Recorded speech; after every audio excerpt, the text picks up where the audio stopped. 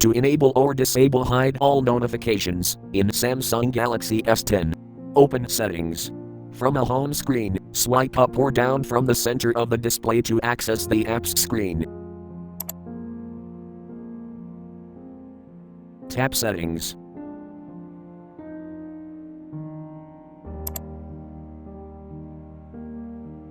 Tap Notifications.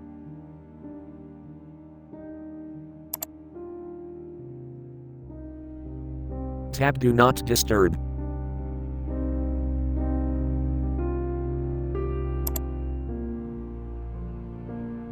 Tap Hide Notifications.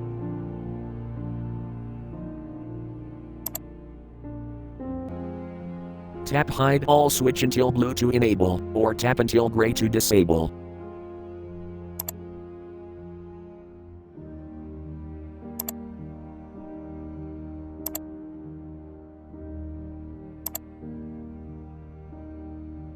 Thank you for watching. Have a nice day.